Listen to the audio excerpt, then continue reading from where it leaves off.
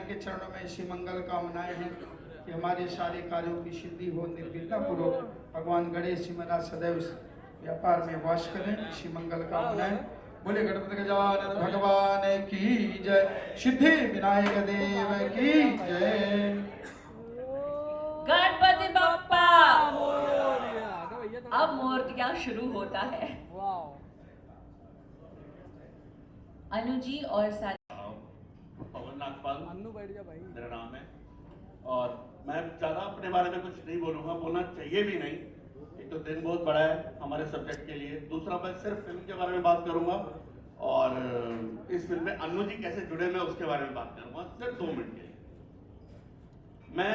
ये हमारे राइटर है राशिद इकबाल जी, ये पहले प्रोड्यूसर रंजीत शर्मा जी।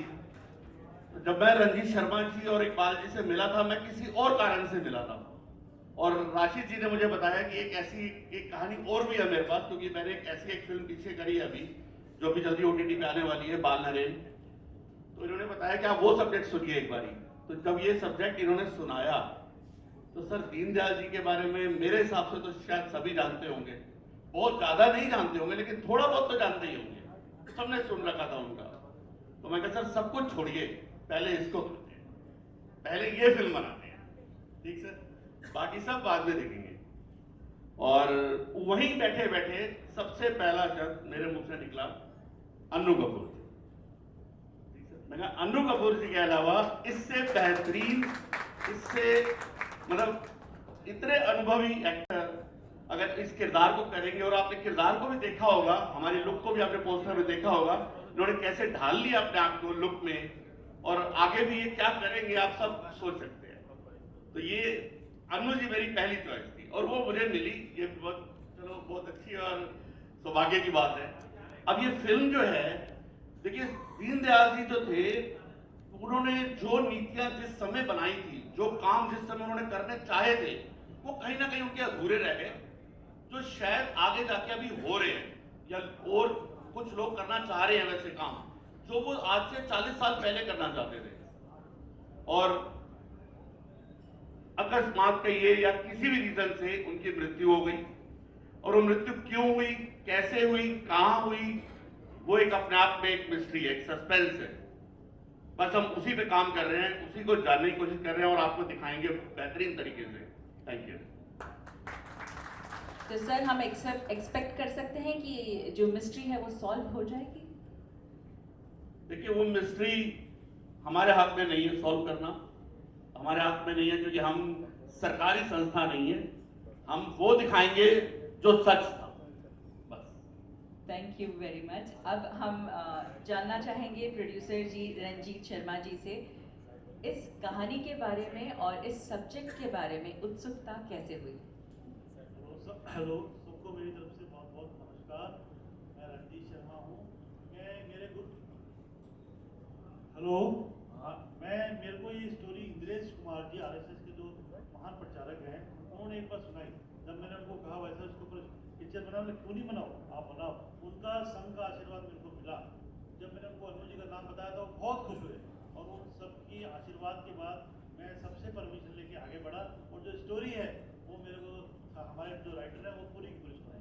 मैं सिर्फ अन्नू जी को बहुत बहुत धन्यवाद, डायरेक्टर को, राइटर, और राजीव जी ने मेरा बहुत साथ दिया दिन रात। और उसके बाद हरीश जी मिले, हरीश जी ने कहा मैं तुम्हारे साथ हूँ, पीछे मत रहो।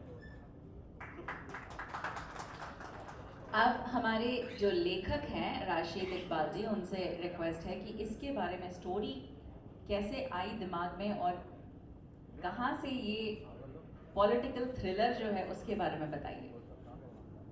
नमस्कार, मैं राशिद इकबाल हूँ।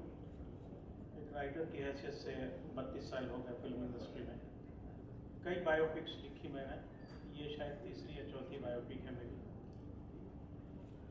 इन्होंने पूछा कि कैसे आई दिमाग में, वो एक अलग कहानी थी कि एक रेलवे स्टेशन से एक किताब आई मैंने और पढ़ना शुरू किया।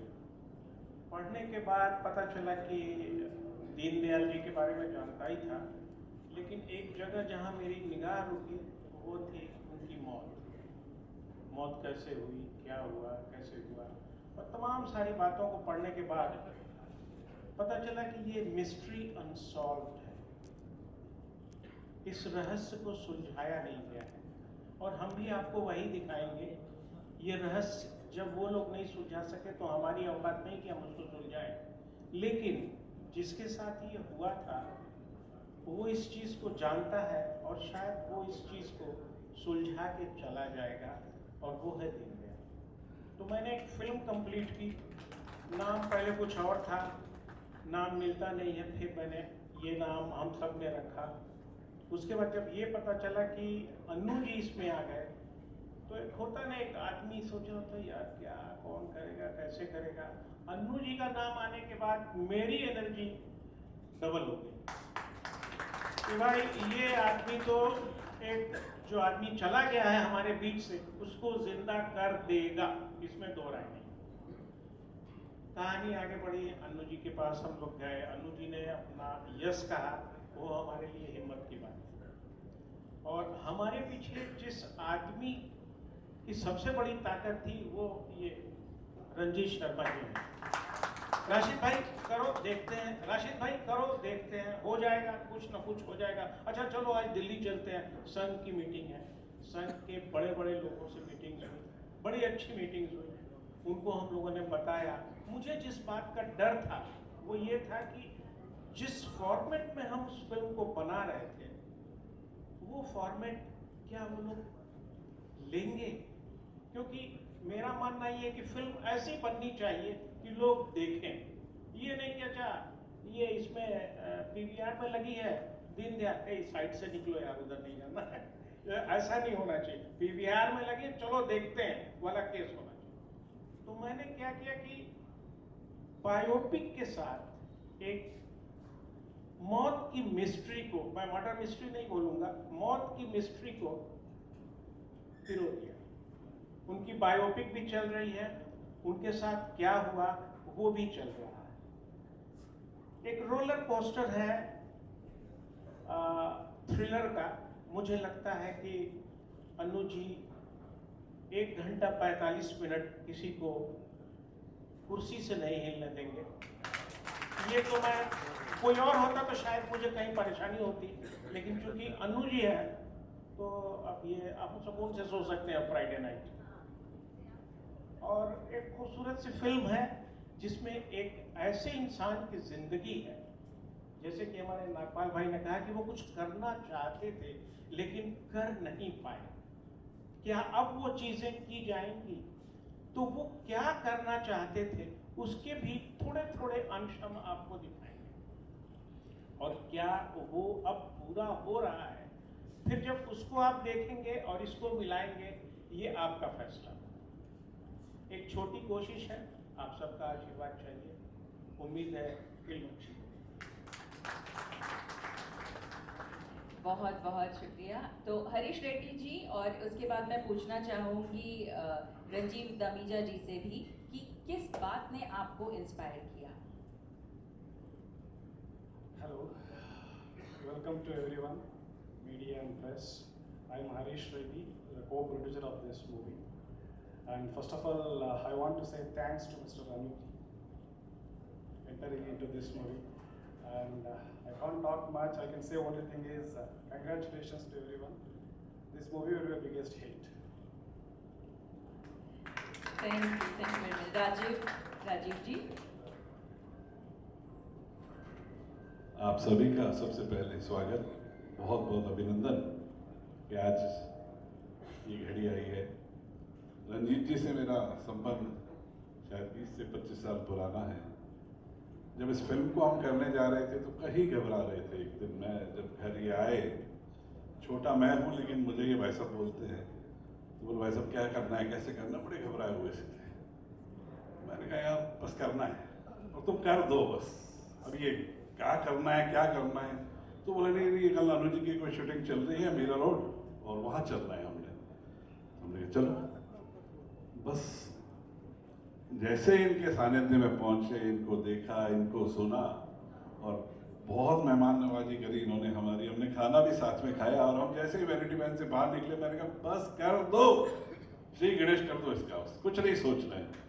तो आज कितना बड़ा सानिध्य, अनु जी को देख देख कर हम बड़े हुए, हम गुनगुनाना सीखे इनको देख देख कर, और हमारे लिए तो बहुत बड़ी प्रेरणा है, और ये मेरा सौभाग्य है कि आज मैं इस मिशन का हिस्सा बना हूँ। Thank you very much. बहुत बहुत शुक्रिया। अब हम हमारे जो मेन जो किरदार है, इन्होंने मैंने सुना है कि घोट कर पी लिया है, हर एक चीज़ उनके बारे में उन्हें पता है। तो अनु जी प्लीज़ हमारी मीडिया को आगे बढ़ाइए।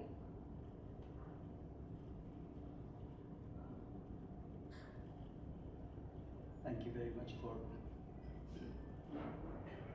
choosing me, selecting me, and finalizing me for such a big challenge. 25th September 1916 को पंडित जी का जन्म मथुरा के पास चंद्रभान करके एक गांव है, वहां पर हुआ था। और 11 फरवरी 1968 को आप इस दुनिया से कूच कर गए। ये जिसे आप बायोपिक थ्रिलर बोल रहे हैं, जिसे आप कह रहे हैं कि ये जीवनी है पंडित दीनदयाल उपाध्याय की। इंटरनेट पे कुछ जगह लिखा हुआ है कि पॉलिटिशियंस थे, नहीं ना। पंडित दीनदयाल उपाध्याय एक पॉलिटिकल विजनरी थे, एक पॉलिटिकल फिलॉसफी, राजनीतिक दर्शन था उनका। राजनेता तो बहुत सारे हैं, पॉलिटिशियन तो बहुत हमारे गली गली में है। इसलिए पंडित दीनदयाल उपाध्याय को हम केवल एक राजनेता बुलाकर देश और मातृभूमि के प्रति उनका जो योगदान है, उनके विचारों का, उनके दर्शन का हम अन्याय करेंगे उनके साथ। इसलिए मेरी, और जैसे हमारी उद्घोषिका ने कहा कि 11 फरवरी कल 55th डेथ एनिवर्सरी है पंडित जी की, और राशिद इकबाल साहब से लेके हरीश रेड्डी साहब से लेके रंजीत शर्मा जी से लेके हमारे डायरेक्टर साहब आदि से लेके, ये बड़ा जोखिम का काम है, जिगरे का काम है, गट्स चाहिए। और इनके पास गट्स थे तो संघ ने इनके गट्स देखकर, इनकी वीरता देखकर, इनका जोश देखकर, इनकी खुमारी देखकर, इनकी लगन देखकर कहा आगे बढ़ो, हम तुम्हारे साथ हैं। अब आपका साथ चाहिए, आपके माध्यम से जनता का साथ चाहिए। राशिद इकबाल साहब ने जिस पकड़ के साथ इस सब्जेक्ट को मेरे सामने रखा, वो एक पॉलिटिकल थ्रिलर तो है ही, लेकिन इसमें बहुत सवाल उभरेंगे कि क्या पंडित जी का जाना पॉलिटिकल असैसिनेशन था या एक प्राकृतिक मौत थी। इसका जवाब गुजरे हुए टाइम के उन तमाम पॉलिटिकल लोगों को देना पड़ेगा, क्योंकि जिस व्यक्ति ने अपना संपूर्ण जीवन मातृभूमि के लिए समर्पित किया, निस्वार्थ भाव के साथ, कि उसका देश संपन्न हो सके, उसके देश के में रहने वाले हर नागरिक के हित की सोची, कल्याण की सोची, अगर हम इस मिस्ट्री को सॉल्व नहीं करेंगे तो मुझे लगता है हम अपने साथ अन्याय करेंगे। और आज जब प्रेस इतनी सशक्त हो गई है, तो आप लोगों के रहते हुए एक मिस्ट्री, एक ग्रेट आदमी का जाना अगर रिजॉल्व ना हो पाए, उसकी मृत्यु का ना पता पड़ पाए, तो हम सबके ऊपर धिक्कार है।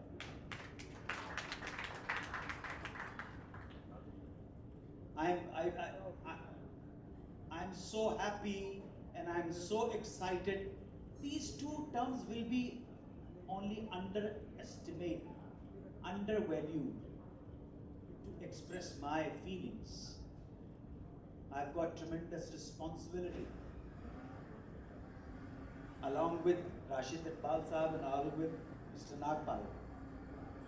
हम तीनों के ऊपर बहुत बड़ी रिस्पॉन्सिबिलिटी है कि हमको सच भी दिखाना है, और देखिए हम फिल्म बना रहे हैं, हमको सच्चाई भी दिखानी है, और इतनी कड़क होकर सच्चाई दिखानी है कि आप सिनेमा हॉल में बैठे हुए अपनी सीट से हिल नहीं पाए। आप समझे? सो मैं बहुत आभारी हूँ रंजीत शर्मा जी का, राशिद इकबाल साहब का, रेड्डी साहब का, हमारे डायरेक्टर साहब का, भाई का, सब लोगों को बहुत आभारी हूँ कि आपने मुझे इस योग्य समझा। और मैं आपको आश्वासन देना चाहता हूँ कि मैं आपको निराश नहीं करूँगा, आपका विश्वास कभी नहीं तोड़ूंगा। आप देखेंगे कि क्या है, लेकिन मैंने इनके साथ 4 लाइनें ऐसे ही आ गई थी मेरे मन में। सो इन 4 लाइनों के साथ पंडित जी को श्रद्धांजलि अर्पित करना चाहूंगा। मुलाजा फरमाएं कि इस सदन में मैं अकेला ही दिया हूं। इस सदन में, ये पंडित जी के लिए है, इस सदन में मैं अकेला ही दिया हूं, मत बुझाओ जब मिलेगी रोशनी मुझसे मिलेगी। इस सदन में मैं अकेला ही दिया हूं, मत बुझाओ जब मिलेगी रोशनी मुझसे मिलेगी। पैर तो थकन ने, पांव तो मेरे थकन ने छील डाले, पांव तो मेरे थकन ने छील डाले, बस विचारों के सहारे चल रहा हूं। ये पंडित जी के विचार हैं। राजनीति विचार नहीं होते, दार्शनिक के विचार होते हैं, कबीर के विचार होते हैं, गौतम के विचार होते हैं, महावीर के विचार होते हैं, रामानुज के विचार होते हैं। विचार दार्शनिक। पांव तो मेरे थकन ने छील डाले, अब विचारों के सहारे चल रहा हूं। आंसुओं से जन्म दे देकर हंसी को एक मंदिर के दिए सा जल रहा हूं। पांव तो मेरे थकन ने छील डाले, अब विचारों के सहारे चल रहा हूं। आंसुओं को जन्म दे देकर हंसी से एक मंदिर के दिए सा जल रहा हूं। मैं जहां धर दूं कदम वो राजपथ है, मैं जहां धर दूं कदम वो राजपथ है। मत मिटाओ, मत मिटाओ, मैं चलूंगा तब सारी दुनिया चलेगी। इस सदन में मैं अकेला ही दिया हूं, मत बुझाओ जब मिलेगी रोशनी से। धन्यवाद। ये कहा था कि ये फिल्म जब आप देखने जाएंगे तो अपनी सीट से नहीं हटेंगे। लगता है ना कि आप देखेंगे पूरी फिल्म, क्योंकि अन्नू जी का जो सपोर्ट मिला है वो सिर्फ एक एक्टिंग के ही उससे नहीं मिला है, बहुत तरफ से ये हम लोगों को सपोर्ट दे रहे हैं। And thank you very much for that Annu ji. Thank you so much, sir, for the speech. Ready? चलिए।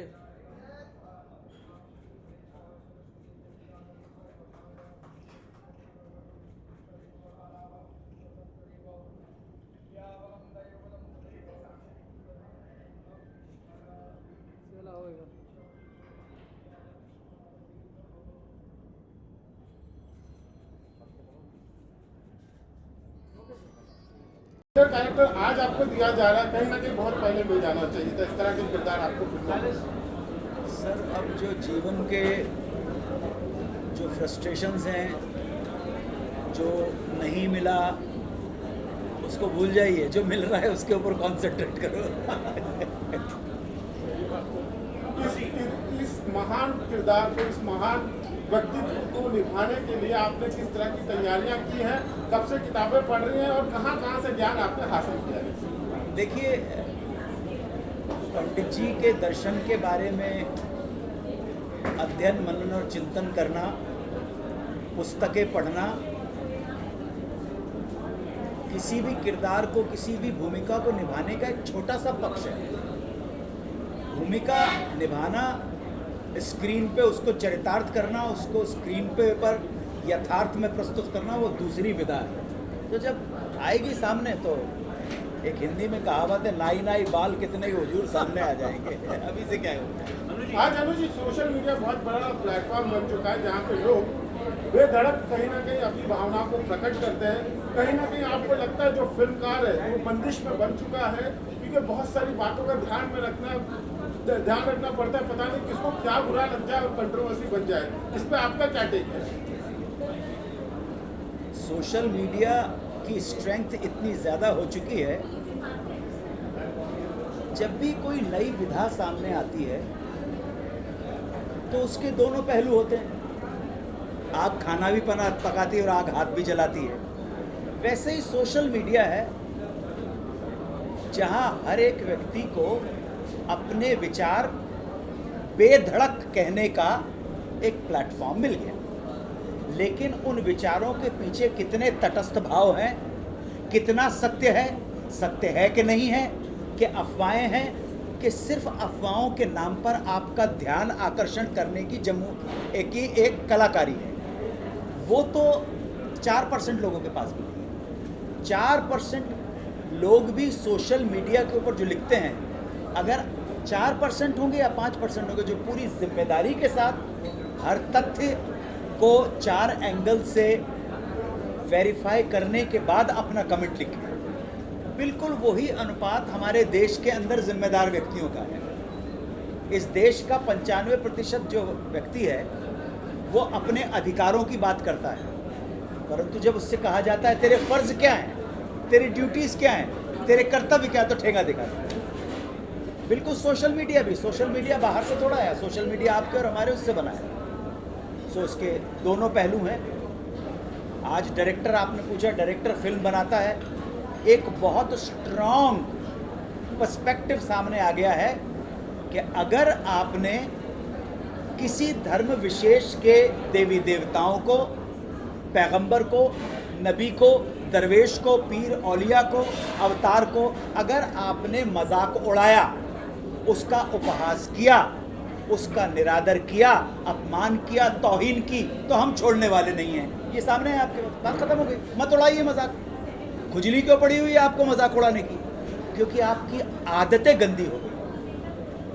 आदतें गंदी हो गई।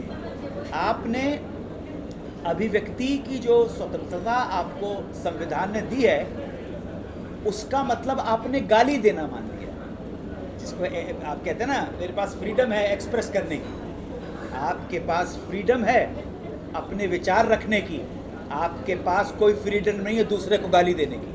दूसरे को गाली दोगे तो सामने वाला भी आपको गाली दे सकता है, और हो सकता है सामने वाला आपके ज़बान भी काट दे। अनुज जी, इन दिनों जो रामचरितमानस पे मुद्दे चल रहे हैं पूरे देश में, रामचरितमानस का जो मुद्दा चल रहा है, जैसे आपने कहा कि जाति पात नहीं करनी चाहिए, इस पर आपका क्या कहना है? मैं आपसे एक जनरल बात कर सकता हूँ, क्योंकि क्षमा प्रार्थी हूँ, बुरा मत मानिएगा। ना मैं फिल्में देखता हूँ, ना मैं टीवी देखता हूँ, ना OTT देखता हूँ, ना न्यूज़ चैनल देखता हूँ, ना समाचार पत्र पढ़ता हूँ। मुझसे ज़्यादा मूर्ख आदमी आपको कोई नहीं मिलेगा। तो क्या डे टू डे के ऊपर कौन कौन से कहाँ पे सुर्रे लग रहे हैं वो मुझे पता नहीं है। मैं तो जनरली हिंदुस्तानियों को बहुत अच्छी तरह से जानता हूँ, और आज से नहीं, जब दिन से पैदा हुआ उसी दिन से जानता हूँ। अनुज जी, देखा जाए कि फिल्मों के साथ कंट्रोवर्सी जुड़ी हो तो फिल्म का सफल होना कहीं ना कहीं गारंटी माना जाता है।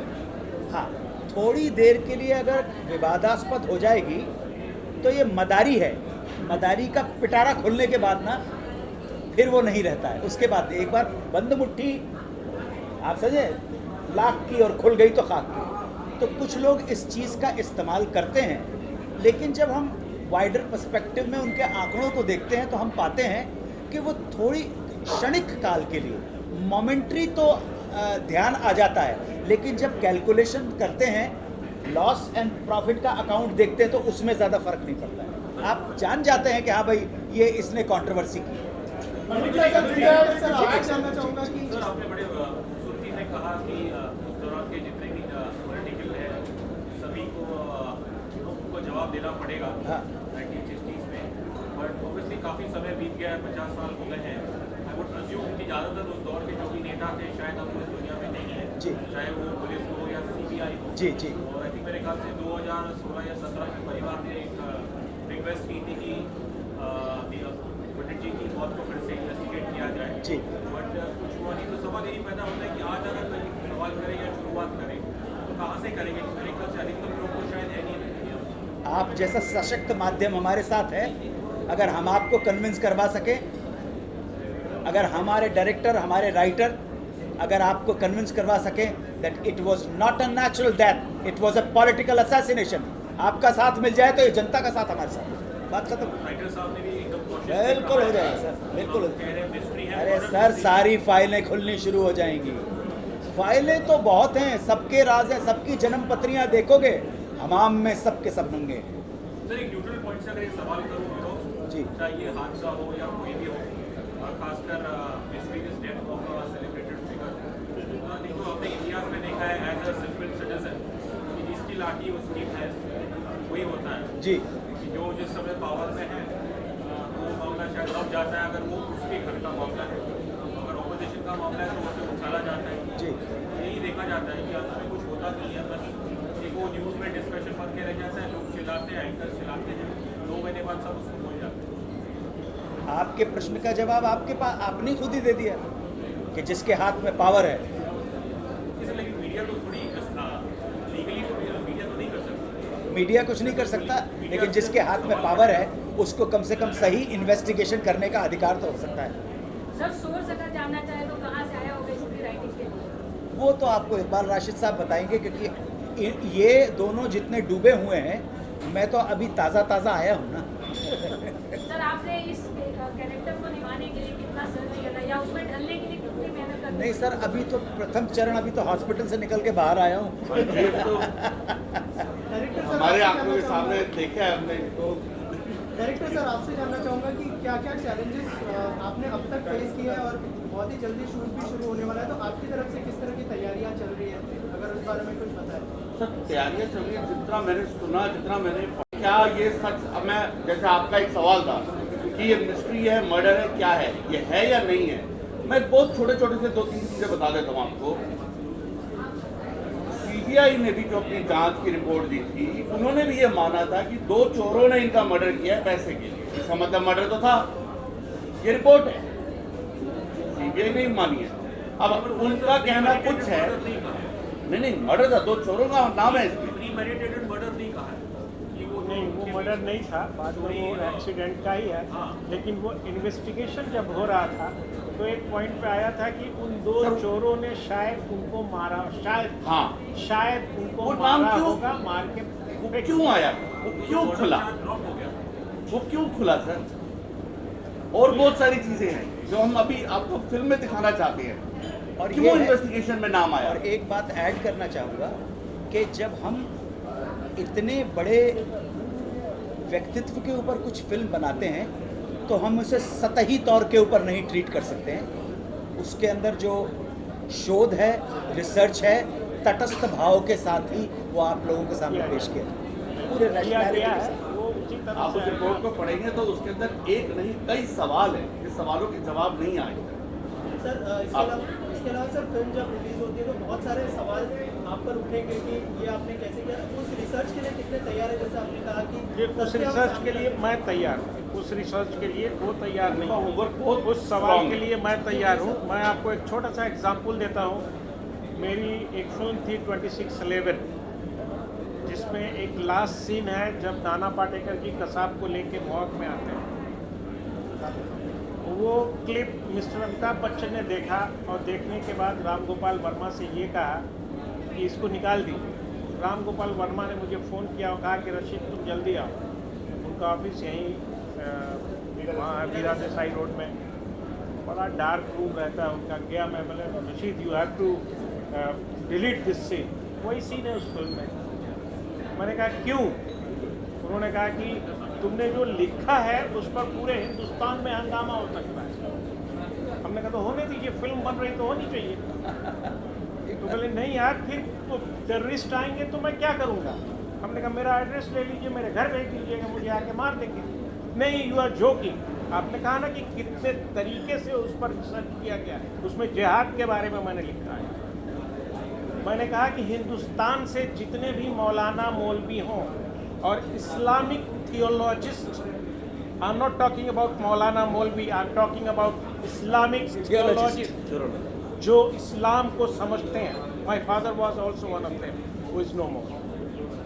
आप उनको बुलाइए, जितने भी मठाधीश हैं, जितने भी मंदिर हैं, आप वहाँ से उन लोगों को बुलाइए। सर, इसमें आपको एक मस्त पब्लिसिटी भी मिल जाएगी, 20-25 लाख रुपया रोज़ का खर्च होगा, पब्लिसिटी भी मिल जाएगी। एक तरफ वो बैठेंगे, कटघरे में मैं खड़ा होऊंगा, उनके सवाल मेरे जवाब। बिल्कुल। बस रामू जी सलट गए, चले गए हैदराबाद, वो अलग बात है। उसी तरह इस फिल्म में भी तह बतह एक एक चीज़ को बहुत तरीके से, बहुत ही डीपली, हो सकता है इंसान को कहीं गलती हो सकती है, लेकिन बहुत ही डीपली स्टडी करने के बाद ये स्क्रिप्ट बनी। तो जो भी सवाल आएंगे, मुझे मालूम है आएंगे सवाल, आने हैं, चाहे वो इस पार्टी से आए, चाहे वो उस पार्टी से आए, चाहे वो सामने वाली पार्टी, बिल्कुल बिल्कुल, चाहे मेरे घर पे आके पत्थर मार के जाए, कोई फर्क नहीं पड़ेगा। तो क्या चल रहा है? मैं आपको फिर एक रेफरेंस में ले जाता हूँ। एक जगह मैं 26/11 लिख के डर गया था। मैं 15 दिन तक मिस्टर मारिया ने मेरे ऊपर सादे वर्दी के लोगों को रखवाया था ताकि प्रॉब्लम ना हो। एक दिन मैंने अपने बीवी बच्चों से पूछा, सपोज अगर कुछ हो जाए तो तुम दोनों मुझे माफ़ करोगे? उन्होंने कहा था कि I am proud of you. Very good. बस उन्होंने यही कहा कि मैंने कहा बस ख़त्म कहानी, कुछ नहीं होने वाला है। और आज वो सीन जहाँ भी लोग देखते हैं, उस सीन की बात नहीं कर रहा हूँ मैं, आज जिहाद के बारे में जहाँ लोग बात करते हैं तो पहले उसका रेफरेंस आता है। और thanks to mister Nana Patekar, outstanding actor जिन्होंने लाजवाब किया था, कसाब ने भी लाजवाब किया। उसी तरह इसमें भी शायद पूरी दुनिया को ये नहीं मालूम है कि ये पहला कमीशन था जिसमें 1 मेंबर कमीशन बनाया गया था, and that was mister Chandrachud, x जज ऑफ सुप्रीम कोर्ट, उनको बनाया गया था। ये अपने आप में एक अलग कहानी थी। पहली बार एक पॉलिटिकल पार्टी के बहुत बड़े लीडर, जिसका नाम स्वर्गीय मिसेस इंदिरा गांधी है, उन्होंने बुलाया मिस्टर जॉन लोबो को और कहा कि मुझे दूध का दूध और पानी का पानी चाहिए, क्योंकि मेरे ऊपर भी बहुत सारे पत्थर आ रहे हैं। मैं उससे नहीं डरी हूँ, लेकिन मुझे सच्चाई चाहिए। लोगों ने सच्चाई दिखाई, कमीशन बना, सारा का सारा इन्वेस्टिगेशन हुआ। ये पूरी फिल्म एक इन्वेस्टिगेशन है। उस इन्वेस्टिगेशन के थ्रू एक लाइफ की जर्नी है जो हमारे दीनदयाल की। इतने अभी अन्नू जी ने एक बात कही, वो बात मैं अक्सर सोचता हूँ, वो लिखा भी है। वो पॉलिटिकल लीडर नहीं थे, वो एक दर्शन थे। और आपने एक पॉलिटिशियन को ख़त्म किया या हादसा हुआ, वो नहीं हुआ, आपने एक दर्शन को ख़त्म किया। आदमी जब मरता है तो आदमी के मरने की कोई बात नहीं होती है, आदमी के दर्शन के मरने की बात होती है, आदमी के ख्यालों के मरने की बात होती है। और वो वही हुआ कि एक ऐसे इंसान को इस दुनिया से हटा दिया गया, या वो हट गया, या किसने हटाया, वो अब फिल्म देखने के बाद आपको पता चलेगा। कि आप यकीन करें, वो शख्स अगर होता, इतिहास में आता है, पॉलिटिकल किताबें आप पढ़ेंगे तो उसमें आता है कि मुझे अगर 2 दीनदयाल मिल जाएं तो वही सारे देश की रूपरेखा बदल दूँ। अब आप सोच सकते हैं कि वो कितना बड़ा इंसान था, कितना बड़ा दर्शन था। और उस दर्शन को फिल्म के प्रोड्यूसर से जानना चाहूँगा सर, इस तरह के सब्जेक्ट को लोगों के सामने लाना, लोगों के सामने प्रेजेंट करना आप लोगों के लिए कितना बड़ा चैलेंज होने वाला है? मेरे गुरुजी हैं इंद्रेश कुमार जी, और मैं खुद संघ का संशोधक हूँ, और इनके बारे में मैं बहुत बचपन से जानता हूँ, और मुझे पता है कि ये एक राजनेता नहीं, राजनेता बनाने वाले आदमी हैं। ये पॉलिटिशियन नहीं, पॉलिटिशियन से बहुत ऊंची चीज़ भगवान है पॉलिटिशियन में। इसलिए मुझे मौका मिला और इसको जैसे इन्होंने मुझे सुनाया और जैसे अन्नू जी ने मुझे हाँ करी तो मैं इतना खुश था कि मैं बता नहीं सकता। मतलब ऐसा सब्जेक्ट लेके दर दर भटकना पड़ता है एक राइटर को सर। कभी बहुत अच्छे लोग होते हैं जैसे ये हैं और ये हमारे जो हैं मुस्कुराते हैं तो माशाल्लाह लगते हैं, ये हैं ऐसे लोग जब मिल जाते हैं तो देखिए ना मैं कितना खुल के बोल रहा हूँ। नहीं, हम RSS ऑफिस में जाते हैं तो हम ब्लैक कमांडो है। हम जब पहली बार गए तो हम सब डर रहे थे। जब उन्होंने पहली बार संघ ने पूरी स्टोरी सुनी है, उसके बाद जो दीनदयाल उपाध्याय के एक महेश जी शर्मा उन्होंने स्टोरी सुनी है, उसके बाद हम मैदान में आए हैं, खाली मैदान में नहीं आए। शर्मा जी फ्लोर पे कब जाएंगे फिर और संघ का इन्वॉल्वमेंट कितना होगा? सर संघ का इन्वॉल्वमेंट नहीं, संघ हमारे को जो स्टोरी में जो सही चीज़ें हैं वो बता रही है, जो गलत चीज़ें वो हटा रही है, और कुछ नहीं है। इन्वॉल्वमेंट कोई नहीं है, किसी का भी नहीं। अच्छा, ये कह सकते हैं कि अब संघ भी कहीं ना कहीं बॉलीवुड के जुड़ चुका है, आगे चल के संघ भी फिल्में बनाने वाला है, ये सही है? नहीं, बिल्कुल नहीं। हमने कुछ चीज़ें लिखी हैं, वो थोड़ा अपने कंट्री को, अपने कल्चर को लेकर लिखा है। फिल्म की यूएसपी क्या मानते हैं? फिल्म की यूएसपी यही कि दीनदयाल जी के बारे में लोग जाने, पहचाने और उनकी नीतियों के बारे में जाने, वो क्या करना चाहते थे और इतना कुछ करना जो चाहता था इंसान और उसको उसके साथ ये हुआ, हम बस वो दिखाना चाहते हैं जो नहीं होना चाहिए था। तो सारे सवाल ये हमारा मैं right from the very beginning, जब से मैंने काम करना शुरू किया, जो 52 साल हो गए, I feel responsible for my country and for my work. आप समझे? तो इन लोगों ने जो इतनी बड़ी जिम्मेदारी मेरे ऊपर, वो जिम्मेदारी ये नाजुक कंधों के ऊपर उठाने है, बहुत बहुत बड़ा चैलेंज है।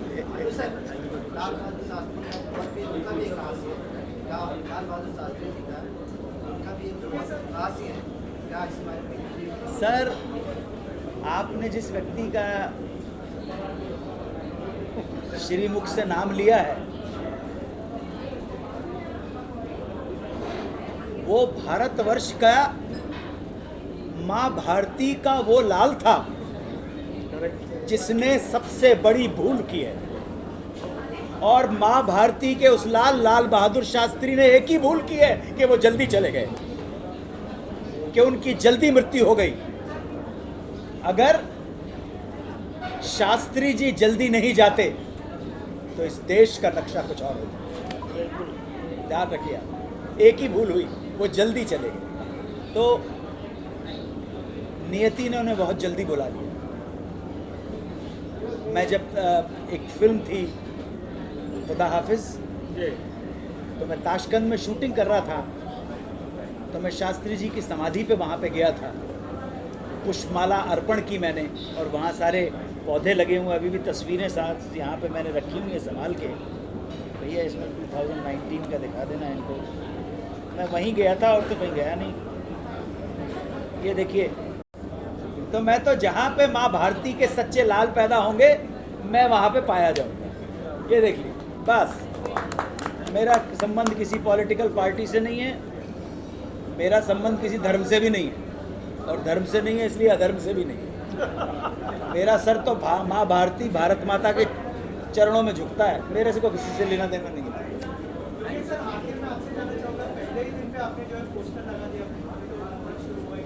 इतने बड़े पिक्चर आ रहे, इतने बड़े स्टार और इतने बड़े लोग के साथ में एसोसिएट है, ये सबसे बड़ी खुशी की बात है।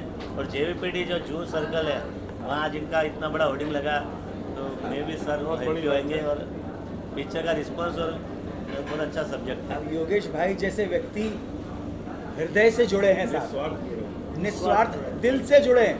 यहाँ पे व्यापार नहीं है, यहाँ दिल है, यहाँ दिल है। वरना इनके पोस्टर्स के लिए तो पता नहीं कितने लोग, और खास करके अनु भाई जहाँ लगा है उसके लिए सचिन जी ने बताया। JVPD तो चंदन सर्कल, जी अरमान जंक्शन में सब बड़े बड़े सुपर स्टार। और कुछ पूछना है?